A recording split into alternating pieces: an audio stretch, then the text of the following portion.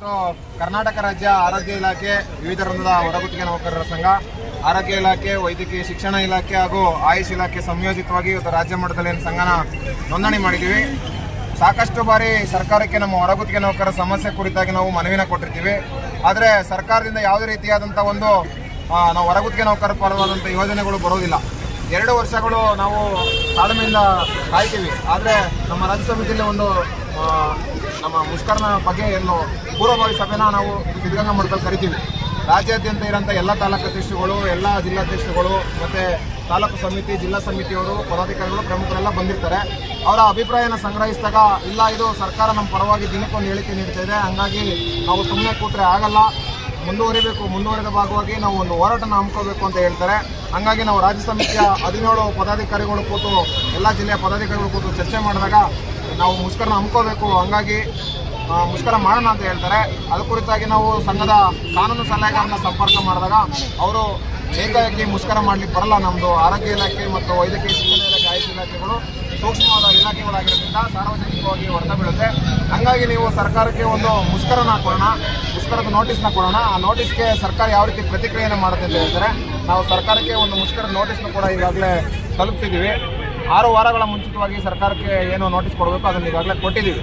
ಅದಾದ ನಂತರ ನಾವು ಸಾಂಕೇತಿಕವಾಗಿ ಒಂದು ಮುಷ್ಕರದ ಇದನ್ನು ಮಾರ್ಚ್ 23ರಿಂದ ಆರಂಭ ಮಾಡಬೇಕು ಅನ್ನೋದ್ರಿಂದ ಸಾಂಕೇತಿಕವಾಗಿ 28ನೇ ತಾರೀಕು ಜನವರಿ ತಿಂಗಳಲ್ಲಿ ನಾವು ಹಾಸನದಲ್ಲಿ ಮುಷ್ಕರನ ಆರಂಭನ ಮಾಡ್ತೀವಿ. ಈಗ 2ನೇ ಜಿಲ್ಲೆ ನಮ್ಮ ತುಮಕೂರು ಜಿಲ್ಲೆಯಲ್ಲಿ ಕೂಡ ಇವತ್ತು ಸಾಂಕೇತಿಕವಾಗಿ ಆರಂಭ ಮಾಡಿ ಸರ್ಕಾರಕ್ಕೆ ಈ ಮೂಲಕ ಎಚ್ಚರಿಕೆಯನ್ನು ಕೊಡ್ತಾ ಇದ್ದೀವಿ. ಹಂಗಾಗಿ ಸರ್ಕಾರ ಕೆಲವೇ ದಿನಗಳಲ್ಲಿ, ಯಾಕೆಂದರೆ ಮಾರ್ಚ್ 23ರಿಂದ ಅನಿರ್ದಿಷ್ಟಾವಧಿ ಫ್ರೀಡಂ ಪಾರ್ಕಲ್ಲಿ ಅಂತ ಘೋಷಣೆ ಆಗಿದೆ, ಅಷ್ಟರೊಳಗಡೆ ಸರ್ಕಾರ ಒಂದು ಸ್ಪಷ್ಟವಾದ ನಿಲುವನ್ನು ತಿಳಿಸಿ ನಮ್ಮ ಹೊರಗುತ್ತಿಗೆ ನೌಕರರ ಪರವಾಗಿ ಒಂದು ಯೋಜನೆಯನ್ನು ತರಲಿಲ್ಲ ಅಂದರೆ ನಾವು ಉಗ್ರ ರೀತಿಯಲ್ಲಿ ಹೋರಾಟ ಮಾಡ್ತೀವಿ. ಯಾಕಂದರೆ ಕೋವಿಡ್ನಂಥ ಮಹಾಮಾರಿ ಸಮಯದಲ್ಲಿ ಕರ್ತವ್ಯ ನಿರ್ವಹಿಸಿದ್ರು ನಮ್ಮ ಹೊರಗುತ್ತಿಗೆ ನೌಕರರು ತಮ್ಮ ಪ್ರಾಣದ ಅಂಗನ ತೊರೆದು ಕೆಲಸ ಮಾಡಿದ್ದಾರೆ. ಆದರೆ ಸರ್ಕಾರ ಮಲತಾಯಿ ಧೋರಣೆಯನ್ನು ತೋರ್ತಾ ಇದೆ. ಯಾಕೆಂದರೆ ಈಗ ಕಾಯಂ ನೌಕರರು ತಾಯಿ ಮಕ್ಕಳಾದರೆ ನಾವು ಮಲತಾಯಿ ಮಕ್ಕಳಾಗಿದ್ದೀವಿ. ಹಾಗಾಗಿ ಸರ್ಕಾರ ಒಂದು ಸ್ಪಷ್ಟವಾದ ನಿಲುವನ್ನು ಅತಿ ಶೀಘ್ರವಾಗಿ ತಿಳಿಸಬೇಕು. ಸುಮ್ಮನೆ ದಿನಕ್ಕೊಂದೊಂದು ನಿಲುವು ಹೇಳೋದು ನಮ್ಮ ಹೊರಗುತ್ತಿಗೆ ನೌಕರರಲ್ಲಿ ಆತಂಕ ಮೂಡಿದೆ. ಎಲ್ಲಿ ಕೆಲಸ ಕಳ್ಕೊತೀವಿ ಅನ್ನೋ ಒಂದು ಭೀತಿ ಶುರುವಾಗಿದೆ. ಆ ನೌಕರಿಗೂ ಅವ್ರದ್ದೇ ಆದಂಥ ಒಂದು ಕುಟುಂಬ ಇರುತ್ತೆ. ಅವ್ರ ಕೆಲಸ ಕಳ್ಕೊಂಡ್ರೆ ಬೀದಿ ಪಾಲಾಗೋದ್ರಲ್ಲಿ ಅಚ್ಚರಿ ಏನಿಲ್ಲ.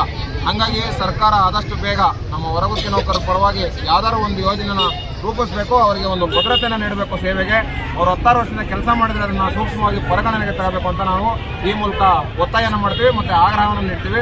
ಆದಷ್ಟು ಬೇಗ ನೀಡಲಿಲ್ಲ ಅಂದರೆ ಮಾರ್ಚ್ 23ರಿಂದ ಫ್ರೀಡಂ ಪಾರ್ಕ್ನಲ್ಲಿ ಅನಿರ್ದಿಷ್ಟಾವಧಿ ಮುಷ್ಕರ ಕಟ್ಟಿಟ್ಟ ಬುತ್ತಿ, ಅದರಲ್ಲಿ ಯಾವುದೇ ರೀತಿ ಬದಲಾವಣೆ ಇರಲ್ಲ. ಒಂದು ಉಗ್ರವಾದ ಹೋರಾಟವನ್ನು ಏಕಕಾಲದಲ್ಲಿ ರಾಜ್ಯಾದ್ಯಂತ ಏಕಕಾಲದಲ್ಲಿ ಮಾಡ್ತೀವಿ. ಅಕ್ಷಯ್ ಡಿ ಎಂ ಗೌಡ ಅಂತ, ನಾನು ಈ ಸಂಘಟನೆಯ ರಾಜ್ಯ ಘಟಕದ ಅಧ್ಯಕ್ಷ.